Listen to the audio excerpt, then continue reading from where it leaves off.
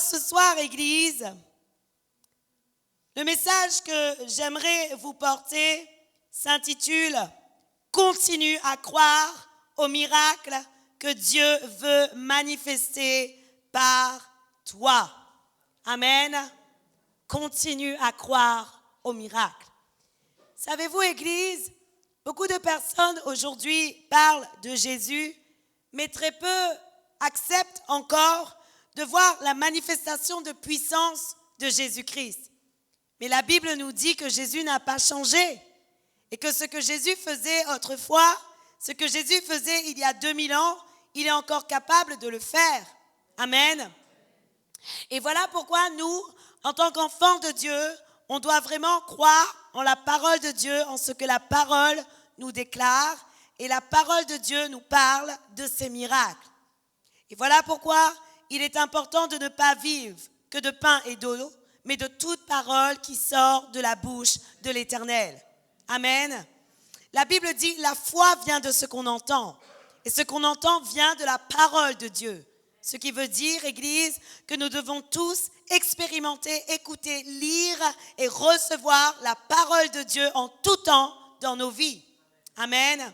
C'est la parole qui nous transforme. C'est la parole qui nous change. C'est la parole qui nous rend meilleurs. Sans la parole de Dieu, il est absolument impossible de changer de vie. Amen. Et voilà pourquoi nous avons besoin de la parole de Dieu. Alors, Église, pour revenir à mon message, la parole de Dieu nous enseigne beaucoup de miracles accomplis par Jésus-Christ. Et la Bible nous dit dans Matthieu 4, le verset 23,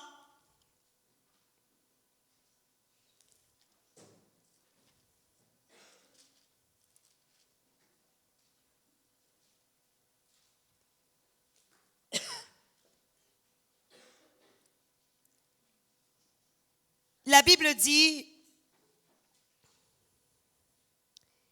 Jésus parcourait toute la Galilée, enseignant dans les synagogues, prêchant la bonne nouvelle du royaume et guérissant toute maladie et toute infirmité parmi le peuple. Amen. Selon Matthieu 4, le verset 23, Église, la parole de Dieu est claire et la Bible nous dit que Jésus guérissait toutes les maladies et toutes les infirmités. Autrement dit, si on connaît la signification du mot « toutes », on sait qu'en réalité, il n'y a rien qui n'a pas pu guérir. Oui ou non? Ce qui veut dire que Jésus-Christ a guéri, et la parole de Dieu le dit, et la parole est claire, Jésus a guéri toute maladie et toute infirmité. Et en parcourant la parole de Dieu, on peut s'apercevoir que lorsqu'on lit le miracle, lorsqu'on voit le miracle, lorsqu'on entend le miracle, il y a quelque chose qui se passe, notre foi s'accroît et on a un seul désir lorsqu'on lit toutes ces choses, lorsqu'on lit les versets qui concernent le miracle, notre désir est réellement qu'on puisse nous aussi vivre et accomplir les miracles que l'on a lus et entendus. Amen. N'est-il pas vrai, Église, que lorsque vous lisez que Jésus a ressuscité un mort, vous aussi en vous-même, vous vous dites, si Jésus a pu, moi aussi j'aimerais le voir. Oui ou non? Et n'est-il pas vrai que lorsque vous voyez une maladie, vous n'avez qu'un seul désir, c'est que cette maladie soit guérie par l'imposition des mains aux malades. Oui ou non? Ce qui veut dire, Église, que vous avez vu la parole de Dieu et vous avez envie de voir ces choses se produire parce que l'Esprit de Dieu convainc vos cœurs que c'est encore possible. Amen. Surtout que nous avons, une certitude et nous avons une certitude de ce que la parole de Dieu nous dit dans Hébreux 13, le verset 8. La Bible nous dit, Jésus est le même hier, aujourd'hui et éternellement. Amen. Et nous avons une autre certitude.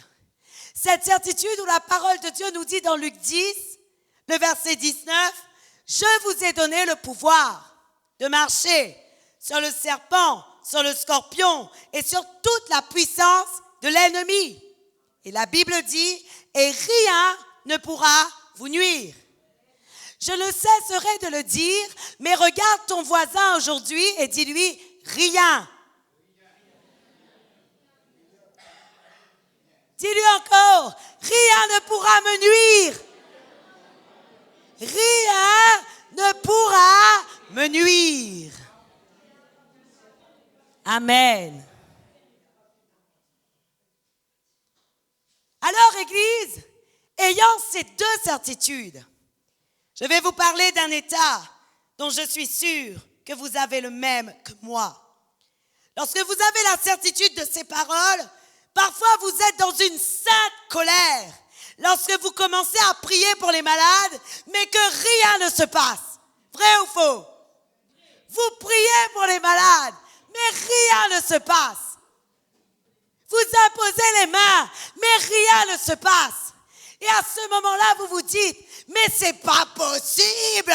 Qu'est-ce qui se passe? Comment faut-il que je fasse? Et réellement, nous avons envie nous-mêmes d'aller encore plus loin, plus loin, plus loin, mais nous ne savons pas quoi faire. Mais j'ai envie de te dire quelque chose.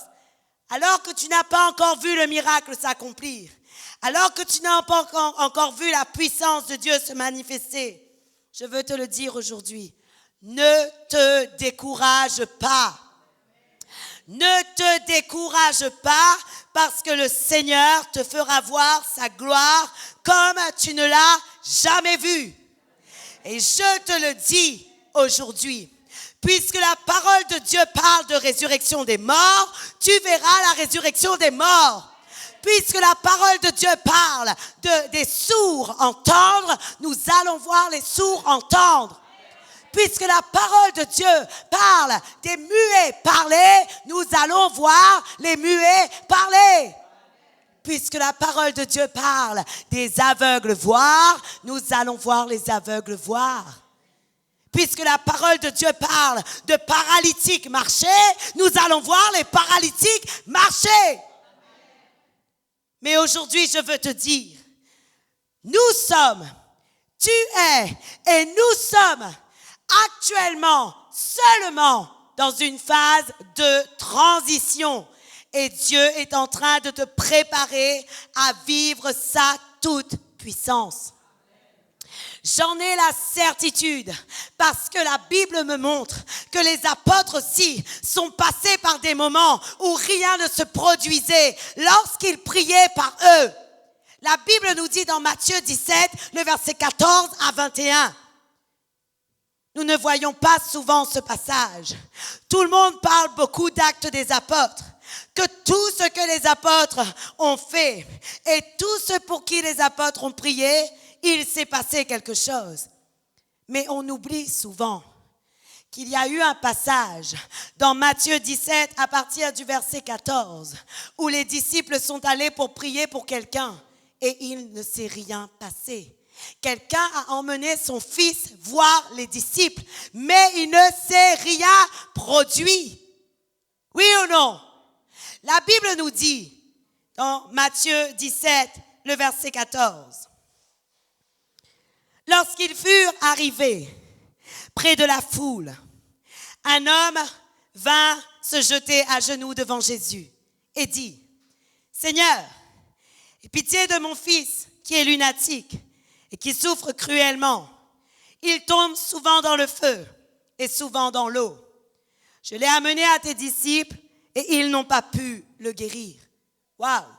La Bible nous dit, ils n'ont pas pu le guérir. Ne vous inquiétez pas, je vais vous expliquer le message.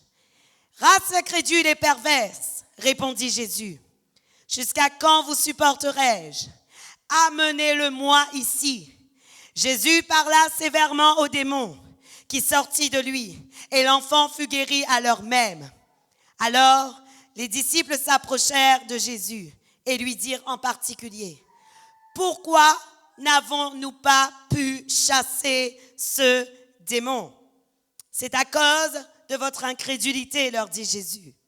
Je vous le dis en vérité, si vous aviez de la foi comme un grain de sénévé, vous diriez à cette montagne, transporte-toi d'ici, elle se transporterait. Rien ne vous serait impossible. Mais cette sorte de démon ne sort que par la prière et par le jeûne. Amen. Prenons le temps de développer ce passage. La Bible nous dit, Église, dans Matthieu 14, le verset 16. Le père de ce fils, va voir Jésus et lui dit, voilà, j'ai amené mon fils devant les apôtres, mais les apôtres n'ont pas pu le guérir. Tes apôtres, tes disciples n'ont pas pu le guérir. Et ce qui s'est passé, Église, dans le verset 19, à un moment donné, les disciples ont posé une question à Jésus et les disciples lui ont dit, Jésus, pourquoi n'avons-nous pas pu chasser ce démon? Aujourd'hui, Église, j'aimerais te poser une question. Sais-tu pourquoi les disciples avaient posé cette question à Jésus-Christ? La réalité des choses, c'est parce que les disciples en eux-mêmes savaient que Jésus leur avait donné un pouvoir. La Bible nous dit qu'avant Matthieu 17, Jésus avait déjà parlé en Matthieu 10, le verset 1er, et Jésus avait déjà dit aux disciples, et la Bible nous dit qu'il avait établi les disciples, il en avait choisi 12, et la parole de Dieu nous dit, il leur donna le pouvoir de chasser les esprits impurs et de guérir toute maladie et toute infirmité. Et le verset 8, la parole de Dieu nous dit que Jésus dit aux disciples, guérissez les malades, ressuscitez les morts, purifiez les lépreux, chassez les démons, vous avez reçu gratuitement, donnez gratuitement. Amen. Donc, Église, de manière légitime, lorsque les disciples voient que ce fils n'est pas guéri, ils se posent une question. Oui ou non? Puisque Jésus leur avait dit, je vous ai donné le pouvoir et allez et guérissez les malades, ressuscitez les morts, purifiez les démons, et purifiez les lépreux, et chassez les démons. Oui ou non? Et parfois, j'aimerais vous dire, Église, c'est souvent notre cas. Certaines personnes nous amènent des personnes pour qui l'on doit prier. Oui, vrai ou faux? Ils nous amènent des personnes paralytiques pour qui on prie et parfois il ne se passe rien. Mais pourtant, la parole de Dieu, et l'on sait que Dieu nous a donné une autorité. Et j'aimerais te le dire aujourd'hui, Dieu t'a donné une autorité. Dieu t'a donné un pouvoir, Dieu t'a donné une capacité et Dieu t'a donné le pouvoir de guérir les malades, de chasser les démons, mais parfois, il arrive que cela ne se produit pas. Et j'aimerais te dire que c'est normal parce que ça peut être normal parce que c'est une phase de préparation. Pourquoi? Parce que la Bible nous dit, et Jésus-Christ lui-même nous dit dans Marc 3, le verset 14 à 15, Marc nous donne une petite précision sur ce qui se passait.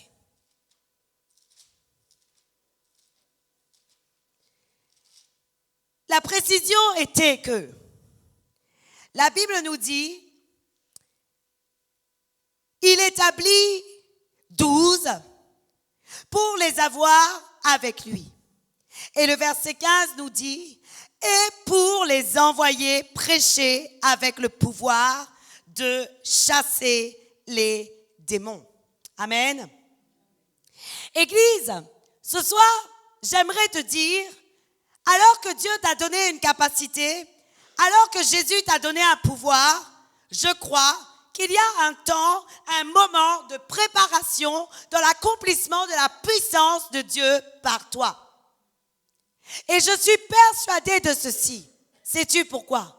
Parce que tant que les apôtres n'avaient pas reçu la puissance du Saint-Esprit qui était répandue sur eux, cette capacité leur avait été donnée et pourtant, il ne se produisait rien par eux. Oui ou non? Il ne se produisait rien par les apôtres. Et la Bible nous dit qu'au moment où ils ont reçu la puissance du Saint-Esprit, la parole de Dieu nous dit qu'ils ont commencé à accomplir beaucoup de miracles. Acte 2, le verset 43, la Bible dit que les disciples faisaient beaucoup de prodiges et de miracles. Ce qui signifie, Église, et je crois réellement, que depuis le moment où Jésus avait parlé aux apôtres et leur avait dit « Je vous ai donné le pouvoir », il y avait une grande préparation entre le moment où la manifestation de la puissance de Dieu allait se faire par les apôtres et le moment réellement, entre le moment, où Jésus leur avait déclaré et le moment où la manifestation de la puissance de Dieu allait s'accomplir dans leur vie. Et je crois, Église, que chacun de nous également, nous passons parfois par cette préparation. Souvent, nous avons la foi. Souvent, nous croyons réellement que ça va se faire.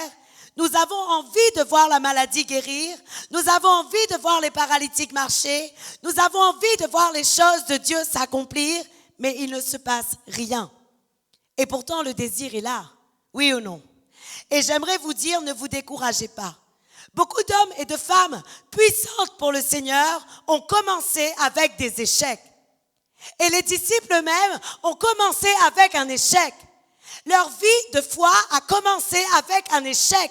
Lorsqu'ils ont commencé à prier pour ses fils, il y a eu un échec, oui ou non? Et cet échec était qu'ils n'ont pu rien faire, rien accomplir, rien ne s'est produit. Et lorsqu'ils ont posé la question à Jésus, ils ont dit, Seigneur, mais pourquoi nous n'avons pas pu? Jésus leur a dit, il vous manque la foi. Mais Jésus a dit encore quelque chose. Il faut que vous restiez dans la prière et il faut aussi que vous puissiez jeûner. Autrement dit, Jésus leur demandait de continuer à se préparer afin de voir la manifestation de la toute-puissance de Dieu s'accomplir par eux. Et ce soir, je te le dis, prépare-toi à vivre la manifestation de la puissance de Dieu et prépare-toi à ce qu'elle s'accomplisse par toi. Parce que je crois qu'il y a un temps pour tout. Et les disciples ne se sont pas arrêtés à l'échec, bien qu'il y avait un échec dans leur vie. Oui ou non? Les disciples ne se sont pas arrêtés à l'échec. Mais n'est-il pas vrai que ce n'est pas toutes les fois où tu as prié pour quelqu'un que quelque chose s'est produit? Oui ou non? Pourtant, tu avais la foi. Avais-tu la foi ou non? Lorsque quelqu'un s'est présenté pour toi, lorsque quelqu'un s'est présenté devant toi, tu avais la foi, tu avais le désir et toi-même tu te consacrais et tu priais. Oui ou non? Et pourtant, il ne se passait rien. Il ne se passait rien. J'aimerais te dire quelque chose. En réalité, la guérison et la délivrance ne dépendent pas de toi. La guérison et la délivrance dépendent de la puissance de l'Esprit de Dieu par toi.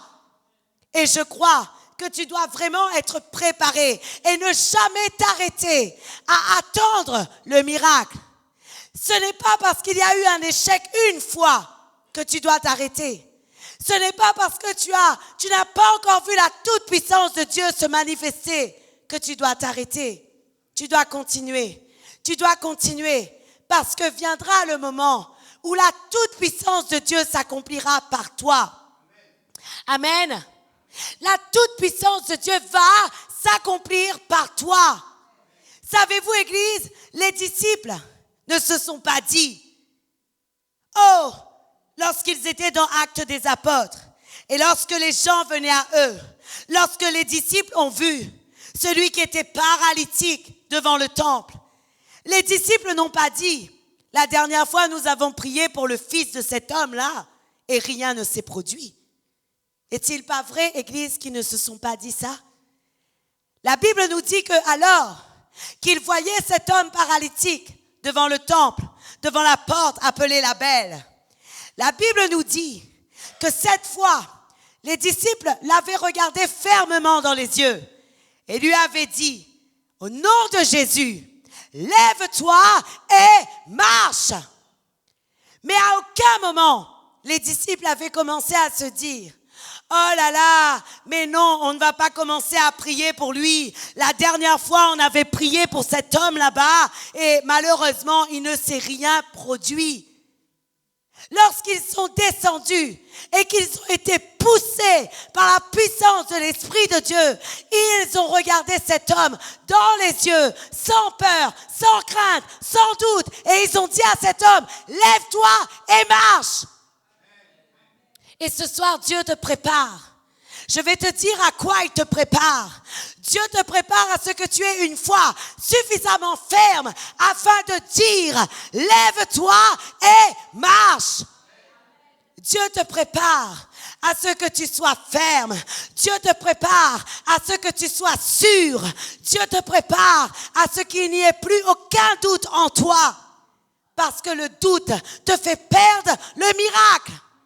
Le doute te fait perdre le miracle. Parce que la Bible nous dit, sans la foi, il est impossible de lui être agréable. Oui ou non? Ce qui veut dire, Église, que ce que nous avons besoin d'être fermes. Le problème aujourd'hui, c'est que beaucoup d'entre nous, nous n'avons pas l'assurance de la toute-puissance de Dieu. Vrai ou faux? Et c'est à cause de cela que parfois nous ne voyons pas les miracles s'accomplir. Parce que tu n'as pas encore vu des cancers guéris. Parce que tu n'as pas encore vu des morts ressuscités de tes yeux. Parce que tu n'en as pas fait l'expérience. Tu ne crois pas encore fermement, avec assurance, que Dieu est capable de le faire. Et je peux te le dire, et je sais ce qu'il y a dans les cœurs. Lorsque tu vas vers un mort, qui d'entre vous avait déjà eu l'audace de regarder ce mort allongé sur le lit et lui dire au nom de Jésus, lève-toi et marche? Qui a déjà eu l'audace parmi nous ici dans cette salle de regarder un mort et dire, Talita Koumi, jeune fille, lève-toi? Personne. Ce qui veut dire que si nous n'avons jamais eu cette audace, c'est que nous n'avions pas encore l'assurance de le faire. Oui ou non? Et pourtant, la Bible nous dit que Pierre, lui, avait cette assurance. La Bible nous dit que Paul, lui, avait cette assurance. Parce que lorsque Eutychus est tombé de la fenêtre, Pierre a dit, ne vous inquiétez pas, il ne s'est pas fait mal, il dort, il n'est pas mort, alors qu'il était mort.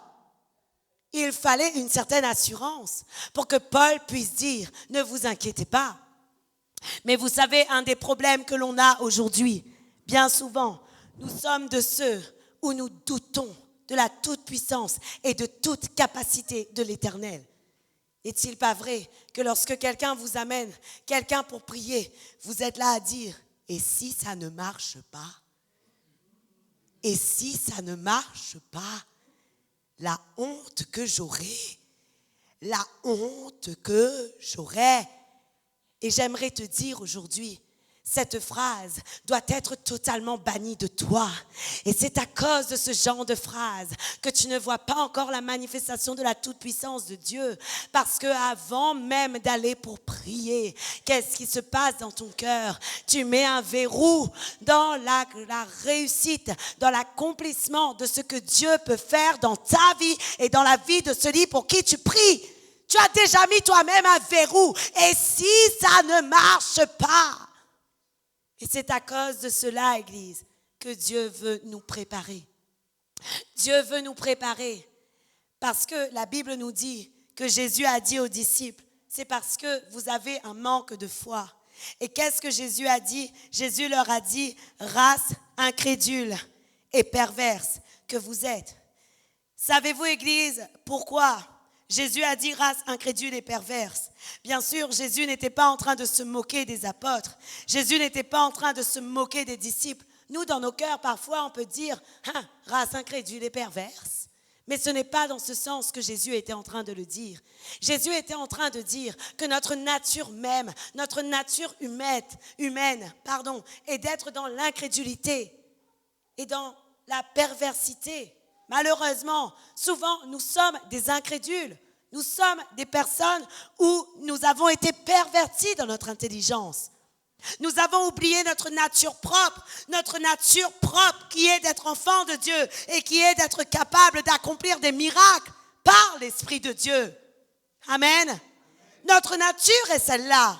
Et j'aimerais te le dire, reprends ta nature de victoire.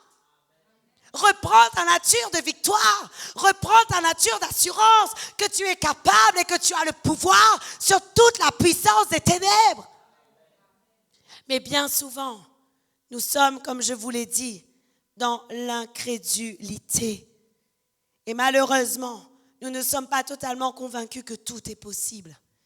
Mais j'aimerais te dire aujourd'hui, tu dois commencer à recevoir et à réclamer de Dieu cette conviction que tout est possible par lui.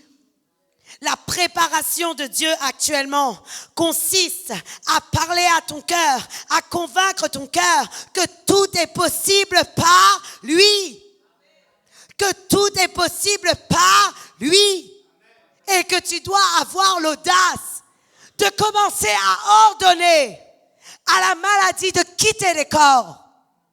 Que tu dois commencer à avoir l'audace de commencer à aller devant quiconque est malade et ordonner à la maladie de partir. Oublie le passé, oublie les échecs, oublie les moments où rien ne s'est passé, oublie-les et pense qu'aujourd'hui, tu as la toute puissance de l'Esprit de Dieu. Et que tu es capable de le manifester. J'imagine vraiment à quel point le temps d'Actes des Apôtres aurait été très maussade si les apôtres avaient commencé à toujours se dire le fils là-bas, là, il n'était pas guéri. Qui est un handicapé? Viens Jean, on fait comme si on ne l'a pas vu. Imaginez-vous ce moment. Imaginez-vous ce moment où Pierre et Jean, passant devant la porte, disent « Viens, on fait comme si on ne l'a pas vu, parce que si ça ne marche pas, la honte. » Mais j'aimerais te dire, Dieu veut que tu comprennes, tu as l'autorité, tu as le pouvoir, tu as la capacité. Et il est un temps où la manifestation de puissance de Dieu se fera par ta vie et se fera certainement. Tu sais pourquoi? Parce que la Bible nous dit dans Marc 16, le verset 17 à 18.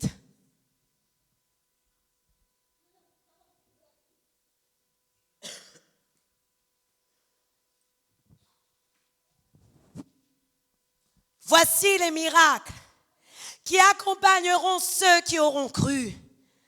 En mon nom, ils chasseront les démons. Ils parleront de nouvelles langues. Amen. On va relire le verset 17. Voici les miracles qui accompagneront ceux qui auront cru. En mon nom, ils chasseront les démons. Ils parleront de nouvelles langues. Le verset 18 nous dit, ils saisiront des serpents s'ils boivent quelques breuvages mortels. Il ne leur fera point de mal. Ils imposeront les mains aux malades, et les malades seront guéris. J'ai lu toute seule. Remets, ils vont lire. Allez-y, lisez ce que vous voyez. Voici.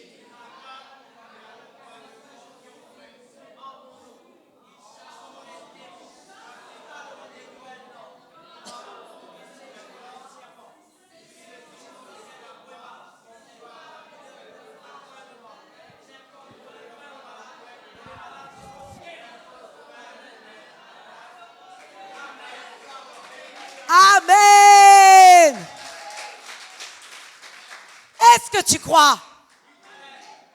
Frère Jean-Claude, j'ai pas vu ta bouche parler. Vas-y, lis seul. Allez. Voici les miracles qui accompagneront ceux qui ont cru. En mon nom, ils chasseront les démons, ils parleront de nouvelles langues. Ils saisiront des serpents, ils boivent quelques breuvages mortels, il ne leur fera point de mal. Ils imposeront les mains aux malades, et les malades seront guéris. Amen. Amen. La Bible, Église, nous dit, voici les miracles qui accompagneront ceux qui auront cru. A-t-on ce soir des personnes qui croient en la puissance de Dieu?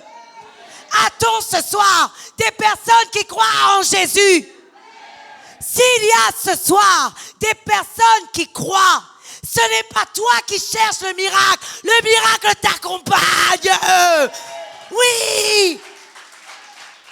Ce n'est pas toi qui cherches le miracle. La Bible dit, le miracle t'accompagne. Ce qui veut dire, Église, qu'aujourd'hui, nous avons à marcher avec assurance. Quand je marche, je ne suis pas seule. Quand je marche, non seulement Jésus est avec moi, mais le miracle m'accompagne. Le miracle m'accompagne. C'est ce que la parole de Dieu déclare. La Bible dit, les miracles accompagneront ceux qui auront cru. Aujourd'hui, je te le dis, Église, cesse de douter. Cesse de douter, cesse de manquer d'audace, cesse de manquer d'assurance, cesse de manquer de certitude. Parce que si tu crois en Jésus, le miracle t'accompagne. Si tu crois en Jésus, le miracle t'accompagne. Avez-vous déjà vu quelqu'un qui vous accompagne? Supposons que tu as un ami et qui te dit, viens, je t'accompagne à Super. On y va. Qu'est-ce qui se passe? Vous êtes deux. Oui ou non? Et vous sentez sa présence. Et qu'est-ce qui se passe? Vous marchez côte à côte avec lui. S'il y a des gens qui vous bousculent, non seulement ils vous bousculent, mais ils bousculent votre ami. Et donc, la personne qui touche l'ami a touché quelque chose. Lorsque le miracle t'accompagne, si le miracle est avec toi lorsque tu marches, la personne qui sera à ton contact touchera quelque chose et sa vie sera transformée parce qu'il y a le miracle avec toi. Oui! Ça, c'est la parole. Ça, c'est la parole. La Bible nous dit, Église, que Dieu veille sur sa parole pour l'accomplir. Alors, qui sommes-nous aujourd'hui pour commencer à diminuer la puissance de Dieu? Pour commencer à diminuer ce que Dieu peut faire par nous? Qui sommes-nous?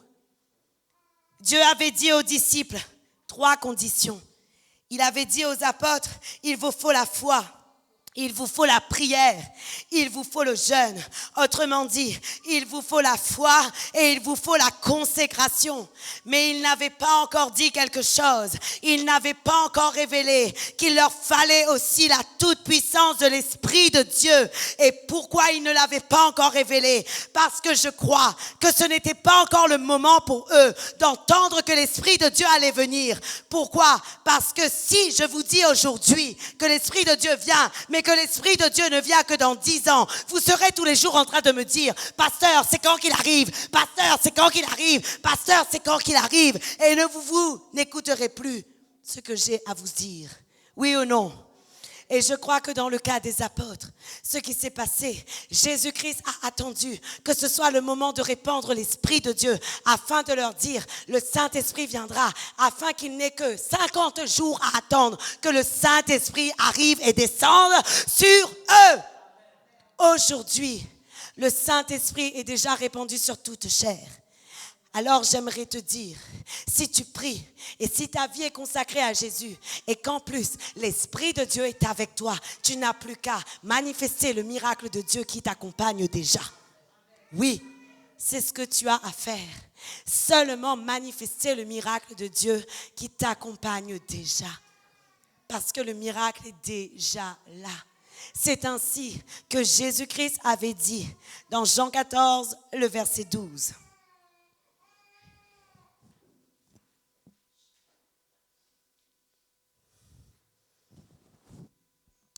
Jésus avait dit,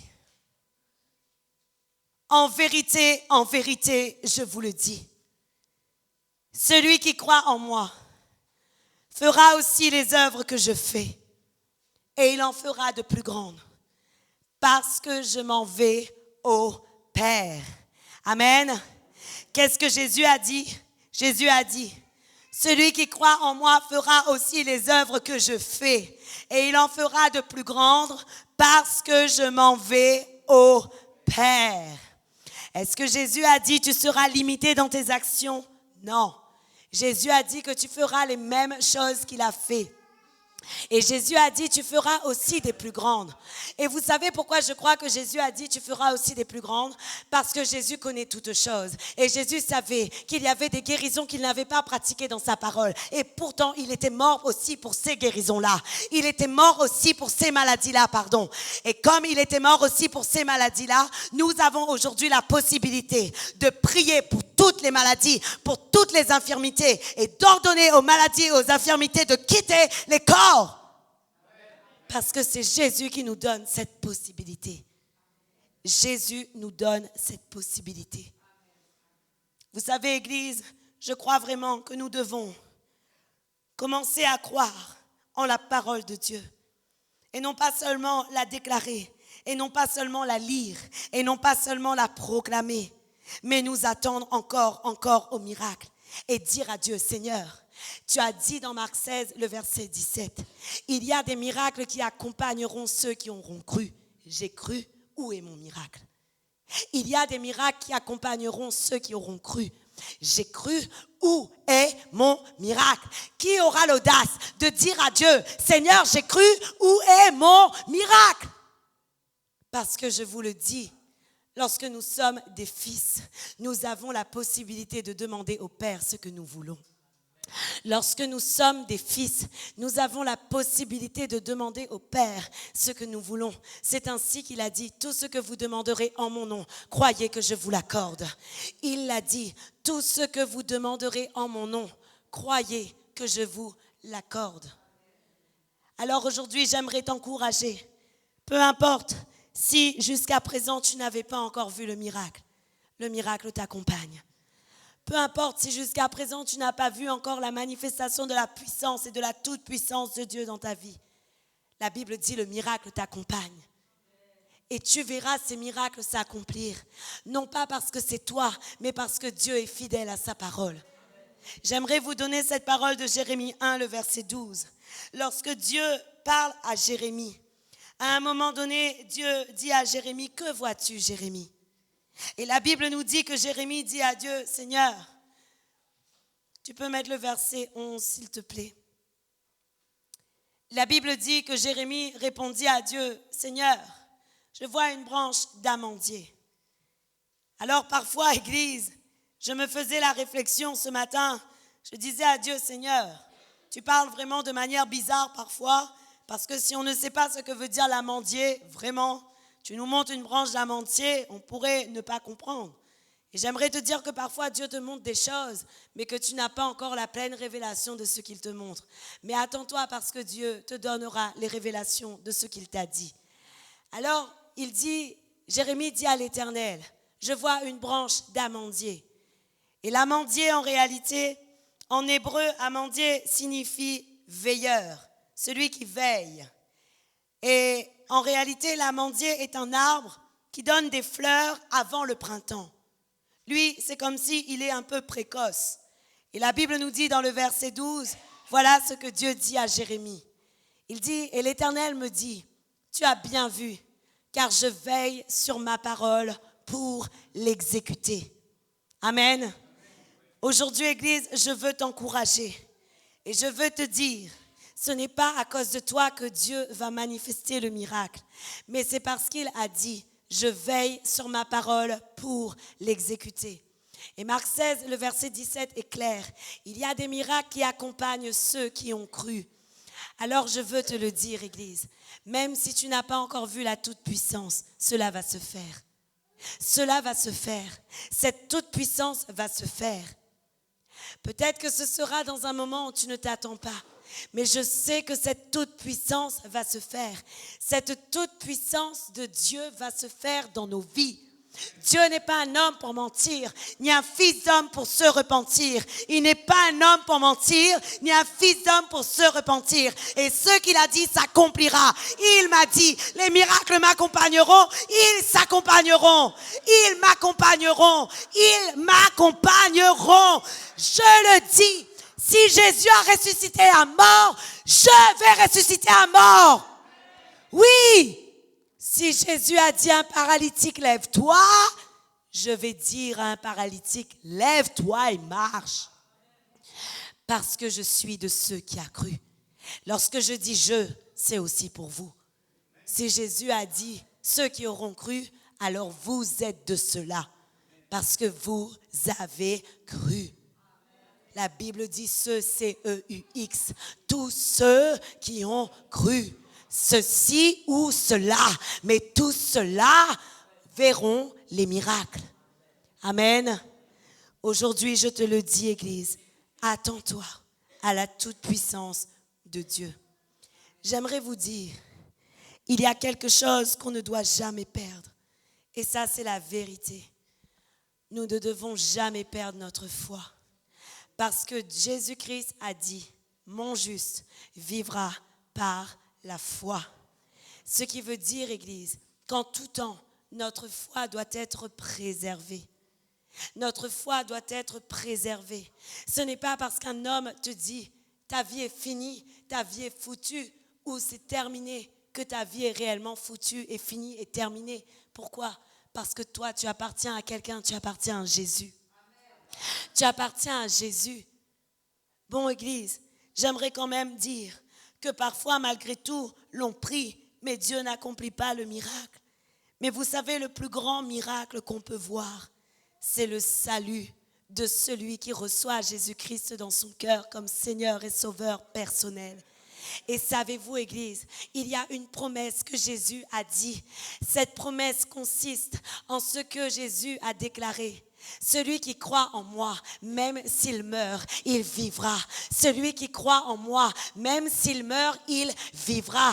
Ce qui veut dire que si une personne a reçu Jésus dans son cœur, soit dans la joie pour lui, parce que même s'il meurt et que Jésus ne le ressuscite pas, parce que ça peut arriver, il vivra. Amen. Laissons Dieu sa souveraineté. Mais ce n'est pas à cause de cela qu'on doit s'arrêter. Les apôtres ne se sont jamais arrêtés. Ils se sont levés, ils sont allés et ils ont fait tout ce que l'Esprit de Dieu leur disait de faire. Amen.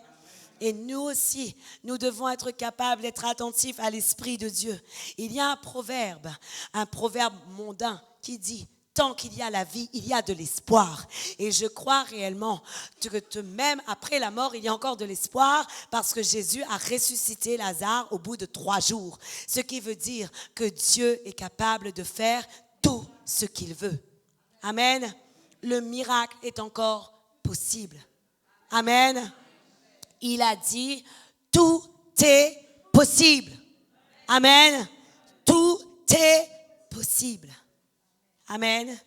Et gloire à Dieu. Alors, Église, j'aimerais que l'on prie. On va faire une prière et voici, vous allez répéter après moi. Père, souviens-toi de ta parole. Tu es fidèle et tu veilles sur ta parole. Tu as dit que ceux qui croient en toi fera les miracles que tu as faits. Et même de plus grands. Aujourd'hui,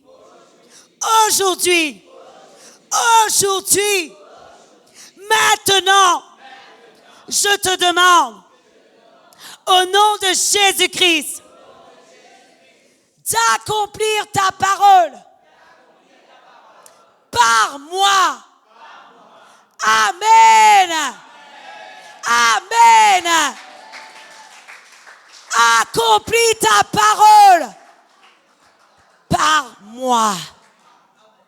Je veux voir les miracles s'accomplir. Tu peux le dire encore. Je veux voir les miracles s'accomplir. Et je vais voir les miracles s'accomplir. Amen. Savez-vous, Église, ce qui est triste aujourd'hui, c'est que beaucoup de chrétiens ne croient plus au miracle. Il y a des gens, ils vivent, ils regardent le miracle. Ils disent, oh, dans le temps de Jésus, il y a eu beaucoup de choses qui se sont produites. Et malheureusement, ils lisent, mais la parole est une lettre morte pour eux. Mais il ne faut jamais que ce soit le cas pour nous. La parole de Dieu est vivante. Et puisque la parole de Dieu est vivante, et puisque nous avons l'Esprit de Dieu, nous avons la possibilité de faire vivre et de voir la parole de Dieu s'accomplir par nous. Ne soyons pas des chrétiens morts, ne soyons pas des chrétiens secs, mais soyons des chrétiens qui voyons et qui expérimentons la manifestation de la puissance de Dieu. Parce que nous sommes dans un temps où Dieu va encore accomplir des miracles afin que le monde voie que Jésus-Christ est le même hier, aujourd'hui et éternellement et qu'il n'a jamais changé. Nous sommes dans un temps où Dieu va accomplir sa parole. Tout ce qu'il a dit se fera. Tout ce qu'il a dit se fera. Nous réclamons, comme au temps de l'Église primitive, tous ces miracles. Et je crois que tout cela va s'accomplir. Depuis que nous avons commencé cette assemblée, je dis à Dieu, Seigneur, je ne veux pas être une église 4 murs, une église qui ne bouge pas, une église qui reste là, qui parle seulement de ta parole, mais qui ne la vit pas. Je veux être une église comme au temps de l'église primitive, où la puissance de Dieu s'accomplit encore, où les gens amènent leurs paralytiques et les paralytiques lèvent, et où tout se passe pour la gloire de son nom. Pas pour moi, mais pour la gloire de son nom. Parce que Dieu est vivant. Et Dieu est vivant. Et si c'est le désir de nos cœurs, tout ce qui est écrit s'accomplira. Amen. Que le Seigneur soit glorifié. On acclame le Seigneur pour ses promesses. On va se lever pour l'acclamer.